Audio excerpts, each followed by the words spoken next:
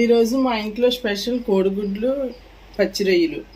కావలసిన ఇంగ్రీడియంట్స్: కరివేపాకు, కొత్తిమీర, పచ్చిమిరపకాయలు, ఉల్లిపాయలు, టమాటో, నీట్గా కడిగి పెట్టుకున్న రొయ్యలు, కోడిగుడ్లు, అల్లం వెల్లుల్లి paste, garam masala powder, salt, పసుపు, కారం, ఆయిల్. చేసుకునే విధానం: ముందుగా స్టవ్ వెలిగించుకోవాలి.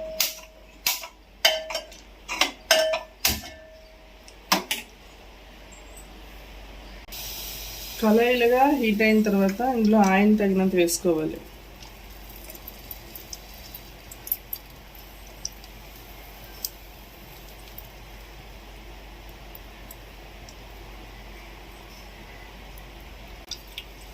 ఆయిల్ తగినంత వేసుకున్నాక అది వేడెక్కిన తర్వాత, ఆయిల్ హీట్ అయిన తర్వాత కొద్దిగా పసుపు వేసుకొని, పసుపు వేసుకోవడం వల్ల అవి అంటుకోకుండా ఉంటాయి, గుడ్లును రొయ్యలును. అలా అయినప్పుడు ఎగ్స్ వేసుకోవాలి.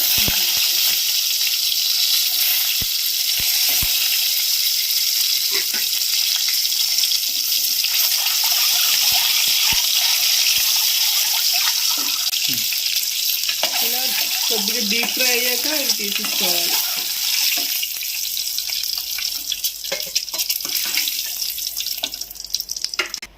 ఇప్పుడు ఎగ్ ఫ్రై అయిపోయిన తర్వాత తీసిన తర్వాత అదే ఆయిల్లోనే ఈ రొయ్యలు కూడా కడిగి పెట్టుకున్న రొయ్యలు ఫ్రై చేసుకోవాలి.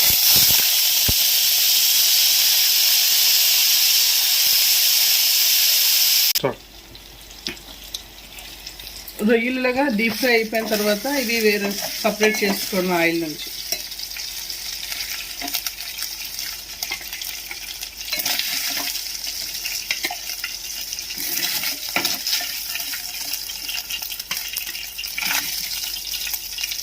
ఇలా తీసుకున్నాక ఆయిల్ కొద్దిగా వేసుకొని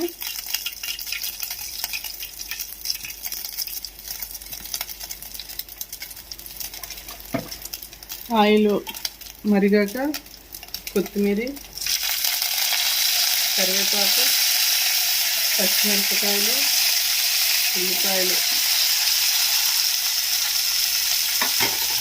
ఇలా వేసుకొని కొద్దిగా ఫ్రై చేసుకుని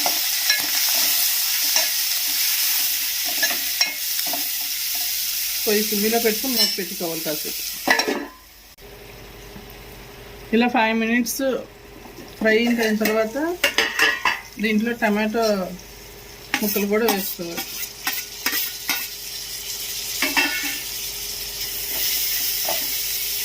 ఫుల్గా అది మగ్గినంత వరకు మళ్ళీ మూత పెట్టుకొని 5 minutes వెయిట్ చేయాలి.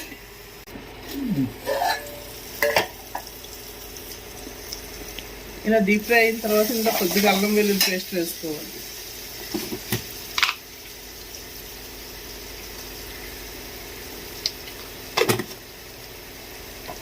పచ్చివాసన పోయే వరకు వేపుకోవాలి. ఇప్పుడు కావలసినంత సాల్ట్ వేసుకోవాలి.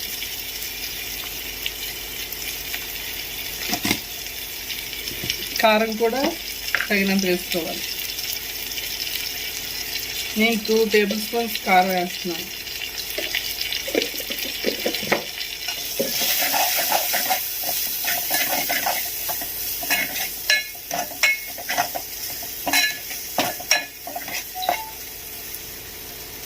ఇలా ఫ్రై చేసుకున్నాక ముందుగా వేపు పెట్టుకున్న ప్రాన్స్లోనే వేసుకోవాలి.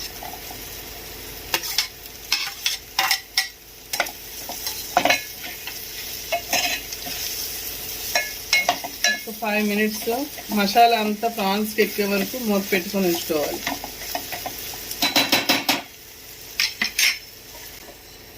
ఇలా ఫ్రై అయ్యాక ఇందులో కోడిగుడ్లు కూడా వేసుకోవాలి. కావలసిన వాళ్ళు చిన్న చింతపండు పులుపు చిన్నది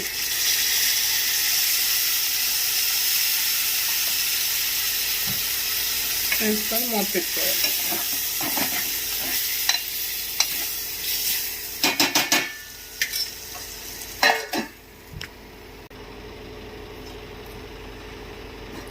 ఇలా మూత తీసుకొని ఇలా ఉడుకుతున్నప్పుడే కొద్దిగా వాటర్ కూడా వేసుకొని పూర్తిగా బాయిల్ అయినంత వరకు మరి ఇంకా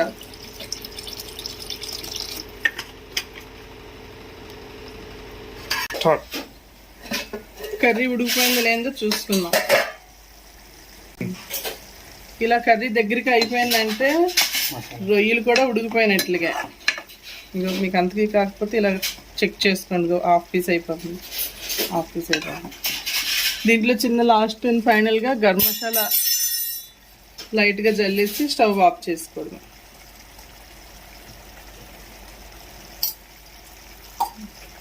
కొత్తిమీర కరివేపాకు ఎప్పుడు కూడా పైన చల్లుకుంటారు, అలా కాకుండా ఆనియన్స్తో పాటు అవి కూడా వేసుకొని డీప్ ఫ్రై చేసుకుంటే ఆ ఫ్లేవర్ కర్రీకి పట్టుకొని టేస్ట్ బాగా వస్తుంది. స్టవ్ ఆఫ్ చేసుకొని ఎవరు ఉండండి.